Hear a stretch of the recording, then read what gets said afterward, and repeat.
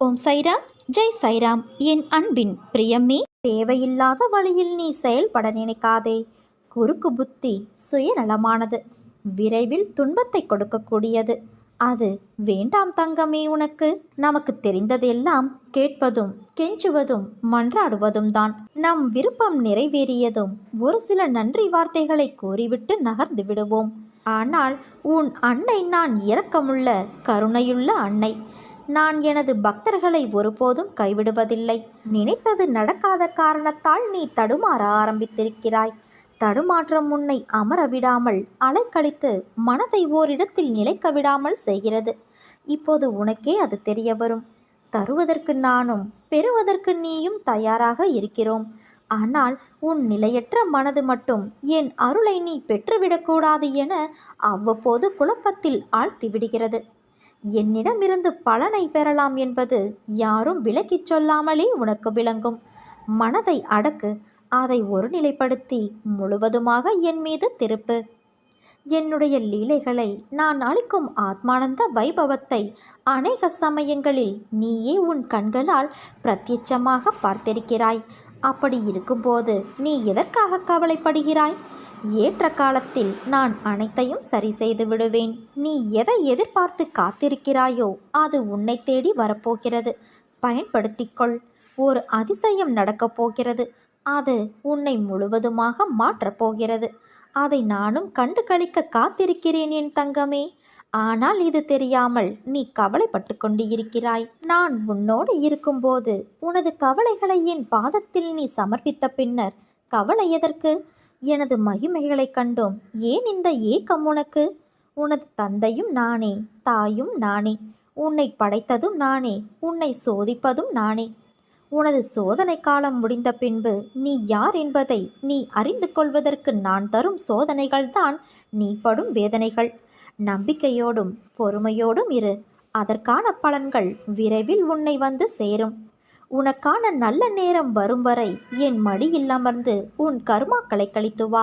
நீ தோல் சாய உன் அன்னை நான் இருக்க ஏன் உனக்கு இந்த ஆயாசம்? வா மகளே, வந்து சாய்ந்து கொள். மனசஞ்சலங்களை அகற்றி அமைதிக்கொள். விரைவில் உன் பிரச்சனைகளை தீர்த்து உன்னை மகிழ்ச்சி வெள்ளத்தில் நான் மூழ்கடிக்கின்றேன். அதுவரை எனது நாமத்தை ஜபித்து உன் கருமாக்களை என் துணையோடு கழித்து வா. உன் வாழ்வில் நீ எல்லாவற்றையும் இழந்துவிட்டாய். இனிமேல் என்மேல் உள்ள நம்பிக்கை மட்டுமே உனக்கு மிச்சம் உள்ளது. அது ஒரு நாளும் வீண் போகாது என் செல்வமே. நீ ஜெயிக்கப் போகிறாய். என்னுடைய ஆசீர்வாதத்தால் நீ ஜெயிக்கப் போகிறாய். சிறிது காலமாக உனக்குள் இருந்த மனப்போராட்டத்திற்கு விடை கிடைக்கும் நேரம் வந்தது. எதை நோக்கி நீ என்னை வேண்டி நின்றாயோ அதை உனக்கு நான் அள்ளி அள்ளி தரப்போகிறேன். பேராசை என்பது எப்போதும் பளபளவென்றுதான் இருக்கும். ஆனால் அதுவே ஒரு மனிதனை குருடனாக்கிவிடும். பேராசை ஒரு மனிதனை தன் சொந்தங்கள் நண்பர்களிடமிருந்து ஒருவரை நிரந்தரமாக பிரித்துவிடும். பேராசை நிறைந்த மனிதனுக்கு கண்ணில் படுவது எல்லாம் சுயநலமாகத்தான் தெரியும். அடுத்தவன் வாழ்வது அவன் கர்ம வினைப்படி வாழ்கிறான். நாம் வாழ்வது நம் கர்ம வினைப்படி. அதனால் மற்றவர்களை பார்த்து நாம் பொறாமைப்படக்கூடாது. கடவுளை காண வேண்டும் என்று பலரும் ஆசைப்படுகிறார்கள். கடவுள் எப்படி இருப்பார் என்கிறார்கள். கடவுளை காண வேண்டும் என்று நினைக்கும் அனைவருக்கும் அந்த பாக்கியம் கிட்டிவிடாது. அதற்கான அரிய தகுதி உடையவர்களுக்கே அது கிடைக்கும்.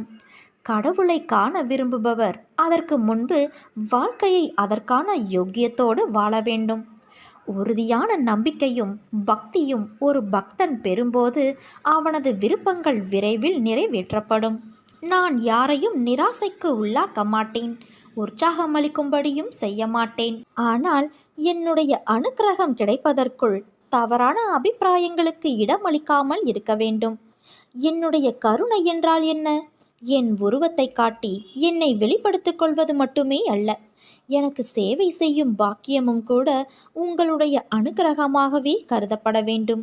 என்னுடைய அருளால்தான் என்னை பற்றிய அற்புத லீலைகளை கேட்டலும் எனது மகிமைகளை பற்றி தெரிந்து கொள்வதும் என்னை பூஜிப்பதும் நடைபெறுகிறது.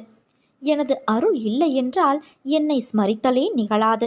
இதைவிட பெரிய அருள் வேறு ஏது இருக்கும்? நம்பிக்கை பொறுமை கொண்டு காத்திரு. உன் வாழ்வில் நான் நிச்சயம் அதிசயத்தை நிகழ்த்துவேன். அற்புதங்கள் இனி உன் வாழ்வில் நிகழ்வதற்கான காலகட்டத்தை நீ நெருங்கிவிட்டாய். அதுவரை சற்று பொறுமையாக இரு. எல்லாம் உன் வாழ்வில் நல்லதாகவே நடக்கும். இந்த உலகத்தில் எதுவுமே நிரந்தரமானது கிடையாது. அதை நாம் உணர்ந்து நடந்து கொள்ள வேண்டும். அதை புரிந்து கொண்டால் நாம் அனைவரும் சந்தோஷமாகவே இருக்கலாம். ஆனால் இதைத்தான் இன்று வரை யாரும் செய்வது இல்லை. எல்லாவற்றிற்கும் கவலைப்பட வேண்டியது, சந்தோஷமான நேரத்தை கூட துக்கமாக மாற்றிக்கொண்டு இருப்பது. உன் வாழ்வில் நீ பட்ட கஷ்டங்கள் மறையும் நேரம் வந்துவிட்டது என் செல்வமே. நீ பிரகாசமாக ஜொலிக்கப் போகிறாய். கண்டிப்பாக உன் அன்னை நான் உன்னை கரை சேர்ப்பேன். இது நிச்சயம் உன் வாழ்வில் நடக்கத்தான் போகிறது. உன்னுடைய எதிரிகளின் கண்களுக்கு முன்பாகவே நான் உன்னை மேன்மைப்படுத்துவேன். நீ எப்போதும் இந்த அன்னையின் நிழலில் நன்றாக வாழப்போகிறாய். இது உன் அன்னையின் வாக்கு. உன் வாழ்க்கையில் பல அதிசயங்கள் நடக்கப் போகிறது. நீ வரவேற்க தயாராக இரு. முதலில் நீ பொறாமையை வெல்ல வேண்டும். நீ வெறுப்பு வைத்துள்ள மனிதர்கள் வளம் பெற்றால் உனக்கு என்ன நஷ்டம் ஏற்பட்டுவிட்டது? ஆனால் நீயோ இந்த விதத்தில் சிந்திப்பது கிடையாது. கேடு செய்த அவர்களுக்கு மட்டும் நல்லதாகவே நடக்கிறது என்று நீ ஏன் பொறாமை கொள்கிறாய்? அவனுடைய கர்ம பலன்களால் அது அவனுக்கு கிட்டியது. அவர்களைப் போன்றே பதவி, அதிகாரம், பணம், செல்வாக்கு எல்லாம் உனக்கு கிடைக்க வேண்டும் என்று எண்ணுவதால் உன்னை தேடி வரும் நல்லதை நீ தவற விடுகிறாய். ஒன்றை நீ புரிந்து கொள் குழந்தையே. உலகில் எல்லோரும் ஒரே வாழ்க்கையை வாழ முடியாது. அவரவருடைய கர்ம வினைகளின்படி அது மாறுபடும். அதே சமயம் உனக்கான நல்லதை யாராலும் தடுக்க முடியாது. இந்த உலகில் நிறைய பேர் உன்னை விட மிகவும் துயரங்களை அனுபவித்து வருகின்றனர். இருப்பதை வைத்து நீ மகிழ்ச்சி கொள். உனக்கு நலம் கிட்டும். நாமும் பாக்கியசாலிகள். நாமும் நலம் பெறுவோம். பெறுவதற்கு முயற்சி மேற்கொள்வோம் என்ற எண்ணத்தை நீ வளர்த்து கொள்ள வேண்டும். எதையாவது ஒன்றை நீ இழந்தால் அதைவிட சிறந்த ஒன்று உன்னை வந்து சேரும். நீ இழந்தது உனக்கு நல்லதல்ல என்பதை காலம் நிச்சயம் ஒரு நாள் உனக்கு காட்டித்தரும். நீ மிக விரைவில் உயர்ந்த உன்னத நிலையை அடையப் போகிறாய். எல்லா ஆசைகளும் எப்போதுமே நிறைவேறுவது கிடையாது. காற்றடித்தால் களைவதைப் போல என் மீதான நம்பிக்கை உனக்கு நிலை குலைந்து போகிறது. இதை தடுப்பது எப்படி? இது மீண்டும் நடக்காமல் இருக்க என்ன வழி? என்னிடம் இன்னும் நெருக்கமாக வர வேண்டும் என்று விரும்புபவர்களுக்கான ஒரே வழி எல்லாவிதமான சூழ்நிலைகளிலும் என்னிடம் அசைக்க முடியாத மாறாத நம்பிக்கை கொள்வது மட்டுமே. ஆனால் சிலர் உலகியல் ஆதாயங்களுக்கான ஆசைகளோடு என்னை தேடி வருகின்றனர். இது போன்ற எதிர்பார்ப்புகளோடு தனது பக்தியை வெளிப்படுத்துகின்றனர். சில சமயங்களில் அவர்களது ஆசைகள் பூர்த்தியடையாவிட்டாலோ அல்லது அவர்களது முன்வினைகளின் பலனாக கஷ்டப்பட நேர்ந்தாலோ அவர்கள் தங்கள் நம்பிக்கையை இழக்கத் தொடங்குகின்றனர். எந்த ஒரு அவதாரம் அல்லது சத்குருவின் காலத்திலும் எல்லா மனிதர்களுடைய எல்லா ஆசைகளும் எப்போதுமே நிறைவேறுவது கிடையாது. பக்தர்கள் இறைவனை அடைய தடையாயிருக்கும் எந்த விதமான ஆசைகளையும் நான் நிறைவேற்றுவது இல்லை. இது போன்ற ஆசைகள் நிறைவேறாமல் போவதன் பின்னணியிலும் நானே இருக்கிறேன். துன்பத்திலும் இன்பத்திலும் என இரண்டிலுமே என்னை காணக்கூடியவர் யாரோ அவரே உண்மையான பக்தர். நீ உனது கடமையை சிறிதளவும் மஞ்சாமல் செய். என் மொழிகளில் நம்பிக்கை வை. என்னுடைய லீலைகளை நினைவில் கொள். நான் உன்னுடைய ஆசைகளை பூர்த்தி செய்து உன்னுடைய பக்தியை இன்னும் அதிகப்படுத்துவேன். நல்லவர்கள் கஷ்டப்படுகிறார்கள், கெட்டவர்கள் சந்தோஷமாக இருக்கிறார்கள் என்று வருந்தாதே. எல்லாம் கர்ம வினைதான் காரணம். வினைதான் காரணம் என்றால் அம்மா நீ எதற்கு என்று கேள்வி கேட்கிறாயல்லவா? உன் வினையை எளிதில் கடக்கவும் அதிலிருந்து உன்னை காப்பாற்றுவதும் நான். நல்லவர்கள் சோதிக்கப்படுவார்கள், ஆனால் வெற்றி பெறுவது உறுதி என் குழந்தையே. கெட்டவர்கள் நிச்சயம் அதற்குரிய கர்மாவை அனுபவித்துதான் ஆக வேண்டும். பக்தி என்னும் மேகலையை இடுப்பில் அணிவித்து என்னை உனக்கே சொந்தமாக்கிக்கொள். உன்னிடம் இருப்பவை அனைத்தையும் எனக்கு பிரீத்தியோடு சமர்ப்பித்து எனக்கு ஆரத்தி சுற்று. இல்லாத பொருளை அழிக்க முடியாது, இருக்கும் பொருளைத்தான் அழிக்க முடியும். கல்லால் அடிப்பட்ட பானை உடையும் போது அதனுடைய உருவம்தான் இல்லாமல் போகிறது. பானையின் இருக்கும் தன்மை சிறிதளவும் அழிவது இல்லை. ஏனென்றால் உடைத்த பாகங்களுக்கு மறுபடியும் பானையாக ஆகும் சக்தி இருக்கிறது. என் மீது நம்பிக்கை முழு அளவில் இருந்தால் நீ பொறுமை காக்க வேண்டும். என்னை ஏன் கைவிட்டீர்கள் என கேட்டு உன் அருகில் நான் இருக்கும்போதே நீ தூர விலகி செல்லாதே. எந்த நேரத்திலும் முடியாது, கூடாது, நடக்காது, நடக்கவில்லை, நேரவில்லை, வாய்ப்பு இல்லை, முடியவில்லை, பொறுமை இல்லை என இல்லை இல்லை என்ற வார்த்தைகளை உன் வாயிலிருந்தும் மனதிலிருந்தும் முற்றிலுமாக நீக்கிவிடு. நாளை தருவார், அடுத்த ஆண்டு தருவார், இனிமேல் செய்வார் என்று என் அற்புதத்தை நீ தள்ளி போடாதே. நான் எப்போது செய்ய வேண்டும் என்பதை தீர்மானிக்க விரும்பினால் இப்போதே செய் என உறுதியோடு என்னிடம் கேள். அப்போது நான் உனக்கு அருகிலேயே இருந்து உனக்கு தேவையானதை செய்து கொடுப்பேன்.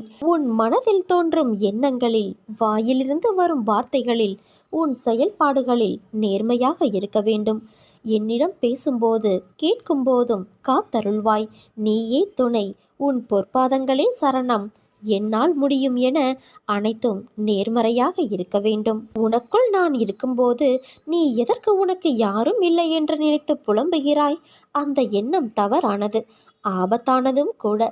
எல்லா சுமைகளையும் என்னிடம் கொட்டிவிட்டாயல்லவா? பிறகு ஏன் இன்னும் வருத்தப்பட்டு கொண்டே இருக்கிறாய்? உலகில் உள்ள அனைவருக்கும் ஒவ்வொரு விதமான சுமைகள் இருந்து கொண்டேதான் இருக்கும். உனக்கு சிறியதாகப்படும் பிரச்சனை மற்றவர்களுக்கு பெரியதாக இருக்கும். அவர்களுக்கு சிறியதாக தெரியும் பிரச்சனை உனக்கு பெரிய பிரச்சனையாக இருக்கும். உன் வாழ்வில் நீ தைரியமாக உன்னை சூழ்ந்துள்ள துயரங்களை எதிர்த்து நின்றால்தான் அதை வெற்றி காண முடியும். நீ போகும் பாதையில் மோசமான மனிதர்கள் ரூபத்திலோ வேறு ஏதேனும் ஒரு வழியிலோ உனக்கு தடைகள் வரும். ஆனால் அதை கண்டு அஞ்சாதே. தைரியமாகவும் நம்பிக்கையோடும் உன் இலக்கை நோக்கி போய்கொண்டே இரு. உன் கடமைகளிலிருந்து ஒரு நாளும் தவறாதே குழந்தையே. பிறகு பார், நீ இதுவரை எதிர்த்த வேதனைகள் எல்லாம் இப்போது எப்படி காணாமல் போனது என்று நீ நினைத்து வியக்கும் அளவிற்கு நிச்சயம் மாறுதல்கள் நடைபெறும். நம்பிக்கையோடு நான் கூறும் வார்த்தைகளை பின்பற்று. நீ எதையெல்லாம் இழந்தாயோ நான் அதைவிட அதிகமாக உன்னை வந்து சேரும்படி செய்வேன். எல்லாம் தெளிவு பெற்று நீ வாழ்வில் முன்னோக்கி மகிழ்ச்சியாய் செல்லும் காலம் வந்துவிட்டது. இது உன் அன்னையான என்னுடைய சத்திய வாக்கு. அனைத்தையும் நான் பார்த்து கொள்கிறேன். நீ நிச்சயம் உச்சத்தை அடைவாய். எத்தனை சோதனை வந்தாலும் உன் அன்னை உன்னை கைவிட மாட்டேன் என்று நம்பிக்கையோடு நீ இருக்கிறாயே, உன்னை நான் எப்படி கைவிடுவேன்? உடல் அலைச்சல், மன உளைச்சல் உனக்கு ஏற்பட்டு இருக்கலாம். வாழ்வின் பாதையில் மாறி மாறி வரும் நிகழ்வுகளால் உன் பயணத்தில் இவைகள் எல்லாம் நிகழ்கிறது. ஆனாலும் உன் பாதுகாப்பை உறுதி செய்பவள் நான். என் நாமம் உச்சரிக்கும் உனக்கு ஒன்றும் ஆகாது. உன்னை சுற்றி எதிர்மறை அதிகமாகும் போது நீ கூடுதலாக கொஞ்சம் தியானம் செய்ய வேண்டும். என்னுடைய மந்திரத்தை நீ கொஞ்சம் கூடுதலாக உச்சரிக்க வேண்டும். நீ என்றும் என் பாதுகாப்பு வளையத்தில்தான் இருக்கின்றாய். அச்சமின்றி முன்னேறு. உனக்கு துணையாக உன் அன்னையான நான் வருவேன். உன் வாழ்க்கையில் நடக்கின்ற அனைத்தும் சூறாவளி காற்று போல உன்னை பந்தாடுகிறது என்ற உன் கதறல் என் காதில் எப்படி விழாமல் இருக்கும்? உன்னை விட்டு நான் எங்கே செல்வேன்? என் பிள்ளையின் இதயத்தில்தான் என் உயிர் வாழ்கிறது. அப்படி இருக்கையில் நான் எப்படி வெளியேறுவேன்? நான் உன் இதயத்தில் இருப்பதை அறியாமல் இல்லை. கவலைகள், சோகங்கள், வேண்டாத எண்ணங்கள் என்று எல்லா எதிர்மறைகளையும் உள்ளே வைத்து கொண்டு இருக்கிறாய். ஏற்கனவே உன் இதயத்தை துன்பங்களால் நீ நிறைத்து வைத்துள்ளாய். அது போதாது என்று நடக்கும் எல்லா நிகழ்வுக்கும் எதிர்மறை எண்ணங்கள் வேறு உனக்கு உதித்து கொண்டு இருக்கிறது. ஒன்றை தெரிந்து கொள். எதிர்மறை எண்ணங்கள் என்பது காந்தக்கல் போன்றது. அதன் தன்மையே எல்லா எதிர்மறைகளையும் அதனுள் ஈர்ப்பதுதான். அதன் பிடியில்தான் கருமா என்ற வினைகள் சிக்கி அதில் தோன்றும் எண்ணங்களால் உன்னை தூள் தூளாக்கி உன் புத்தியை சிதற செய்கின்றது. அதன் கையில் உன்னை சிக்க விடாமல் உனக்குள்ளே இருந்து கொண்டு நான் யுத்தமிட்டு கொண்டு இருக்கிறேன். உன் இதயத்தில் உன் அன்னையான நான் வாழ்ந்து கொண்டு இருக்கிறேன் குழந்தையே. அதன் பொருட்டுதான் உன் இதய துடிப்பின் ஓசையாய் உணர்த்த நான் முயற்சி செய்கின்றேன். ஆனால் நீயோ ஓசை கேட்டும் உன் பிரச்சனைகளை அந்த ஓசைக்கு எதிர் ஓசையாய் ஒலிக்கிறாய். பிறகு எப்படி என்னை முழுவதுமாக நீ உணர முடியும்? உன் மனதில் துன்பம் என்ற திரையை வைத்து போத்தி வைத்துள்ளாய். அதை முதலில் தூக்கி எறி. அப்போது உன் மனதில் ஒரு பெரிய ஒளிச்சுடர் தெரியும். அதில் ஆனந்தத்தின் அருவியாய் பொழிந்து என்னை நீ பார்ப்பாய். உன் நிம்மதியை உணர்ந்து ஆனந்தத்தை உணர்வாய் என் குழந்தையே. பக்தி நிறைந்த உன்னுடைய பிரார்த்தனைகள் எப்போதுமே என்னை வந்து சேரும் என்பதை நீ மறக்காதே. உன் பிரார்த்தனைகள் அனைத்தையும் உன் அன்னையான நான் நிறைவேற்றுவேன். சேர்த்து வைத்த நல்ல குணங்கள் எதுவோ அது மட்டுமே உன்னோடு வரும். உயர்ந்த கதியை நல்கும். அதனால் பிரம்ம ஞானத்தினால் பெறும் பயனை நாம் இவ்விதமாகவும் பெற முடியும். என் சொற்களை நீ மறந்து விடாதே குழந்தையே. ஒவ்வொரு செயலும் விளைவிலேயே முடிகிறது. விளைவில்லாத செயல் என்று உலகத்தில் எதுவுமே கிடையாது. அதனால் செயலிலேயே விளைவும் மறைந்து இருக்கிறது. அதில் எந்தவித சந்தேகமும் இல்லை. ஆனால் எதை எப்படி செய்கிறோம் என்பதை பொறுத்து அதற்கேற்ற பலன் சரியான காலத்தில் தானாக வரும் என்பதால் பலனை பற்றி கவலைப்பட அவசியமில்லை. விதைத்தது அவரை என்றால் விளைவது துவரையாக முடியாது. அதனால் அவரை விதைத்தவன் என்ன பயிர் விளையும் என்ற கவலை இல்லாள்வது அர்த்தமற்றது. எதுவுமே உன்னை தொந்தரவு செய்ய முடியாமல் நீ எப்பொழுதும் மகிழ்ச்சியாக இருக்கும்போது உன்னுடைய பிரார்த்தனை ஒரு நாள் நிச்சயமாக நிறைவேறும். மனிதன் பிறக்கும்போது அவன் சுய தர்மமும் கூடவே பிறந்து விடுகிறது. ஒருவன் எதற்காக படைக்கப்பட்டானோ அதை செய்வது அவன் சுய தர்மம். ஒருவனுடைய சுய தர்மம் அவன் உண்மையான இயல்பையும் மனப்போக்கையும் ஒத்து அமைவது. அந்த சுய தர்மத்தை ஒட்டியே அவன் திறமைகளையும் பெற்றிருப்பான். அதை செய்வதாலேயே அவன் அமைதியடைய முடியும். இதில் உயர்ந்தது தாழ்ந்தது என்று ஒன்றும் கிடையாது. சுலபம் சிரமம் என்று எல்லாம் கணக்கிட்டு எடுத்துக்கொள்வதோ தள்ளிவிடுவதோ கூடாது. நீ நம்பிக்கையோடு இரு. உன் அன்னை நான் இருக்கிறேன். எவருக்கும் தெரியாமல் நீ சிந்தும் கண்ணீரை நான் அறிவேன். பேருக்குத்தான் ஒரு புன்னகையை நீ முகத்தில் வைத்திருக்கிறாயே தவிர ஊருக்கு நீ படும் துன்பங்களும் வேதனைகளும் தெரியாது. உனக்கு ஆறுதலாக பேசுவது போல சிலர் உன்னிடமே நடித்து நாடகமாடிக்கொண்டு இருக்கிறார்கள். அது அனைத்தையும் நான் அறிவேன் குழந்தையே. உன் உள்ளத்தையும் நான் அறிவேன். என்னையன்றி இந்த உலகில் உன்னை யார் அறிவார்? நீ எதற்கும் கலங்காதே. என் வார்த்தைகள் மீது நம்பிக்கை கொள். ஏன் இத்தனை கேள்வியும் கொதிப்பும் உனக்கு இருக்கிறது? உன் மனதில் இருக்கும் அனைத்தையும் உன் அன்னையான நான் அறிவேன். அது எப்படி? நான் பெற்றெடுத்த என் பிள்ளை நீ. உன்னை விட்டு எப்படி போவேன் என்று நீ நினைக்கலாம்? உன்னை வலுப்படுத்தவே நான் வந்துள்ளேன். நீ அறிந்தது இந்த ஒரு ஜென்மத்தில்தான் நான் உன்னோடு இருக்கிறேன் என்று. ஆனால் எல்லா ஜென்மத்திலும் உன்னோடு தான் நான் இருந்தேன். உன் உயிரின் அகண்டமாய் உன்னோடு நான் இருப்பேன். உனக்கான எல்லாம் நான் தருவேன். கொஞ்ச காலம் பொறுத்து கொண்டாய். இன்னும் கொஞ்சம் பொறுத்துக்கொள் என் குழந்தையே. உன்னை புறக்கணித்தவர் உன்னை தேடி நீ காட்டிய அன்பானது தூய்மையானது என்று உணர்ந்து வருவார்கள். உன் அன்புக்காக ஏங்கி உன் அருமையை புரிந்து கொண்டு வருவார்கள். உன் ரணப்பட்ட மனதிற்கு மருந்தாக உனக்கு நான் சுகம் பெற செய்வேன். இப்போதுள்ள மனநிலை கஷ்டங்களை பார்த்து மறத்து போய் கண்ணீர் வற்றி இருக்கிறாயல்லவா? இதை அனைத்தையும் நான் மாற்றியமைப்பேன். நீ என்மேல் கொண்ட பக்தியானது உலகை விட பெரிது. உன்னை என் பிள்ளை என்று சொல்லும்போது ஏற்படும் ஆனந்தத்தை வார்த்தைகளால் சொல்லி உணர வைக்க முடியாது. என் பிள்ளைக்கு வாழ்க்கையில் நல்ல விஷயங்கள் அடியெடுத்து வைக்கும் காலம் வந்துவிட்டது. நீ என் பிள்ளை. அன்புக்கு பெயர் கொண்ட என் பிள்ளை. உன் மனதில் குதர்க்கமான எண்ணங்கள் எழுந்தால் அதை விட்டுவிடு. அதை பெரிதாக எடுக்காதே. மனமும் புத்தியும் நமக்கு பாதி நண்பன் பாதி எதிரி. அதனால் அவற்றை என் பாதத்தில் வைத்துவிடு குழந்தையே. அனைத்தையும் நான் பார்த்து கொள்கிறேன். நிறை குறை என எல்லோரிடமும் உண்டு.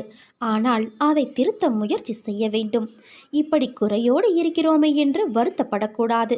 உன் வாழ்க்கையானது இனிமேல்தான் தீர்மானிக்கப்பட வேண்டும் என்ற யுகத்தில் இருக்காதே. அது ஏற்கனவே தீர்மானிக்கப்பட்டது. அதுதான் விதி. உன் வாழ்க்கையில் ஆறாக அருவியாக கடலாக சீற்றங்களும் இடம்பெறும். அது ஏன் என்றுதானே கேட்கிறாய்? என் பிள்ளையிடம் நிறைய நற்பண்புகள் இருக்கின்றது. அது நிலைத்து என் பிள்ளை தன்னிச்சையாக மன உறுதியோடு நேர்மையோடு இருக்கவே இத்தனை சோதனைகளும் இடம்பெறுகின்றது. உன் பாதை என்னை நோக்கி என்று திரும்ப ஆரம்பித்ததோ அன்றே நீ செம்மையான வாழ்க்கைக்குள் நுழைந்து விட்டாய்.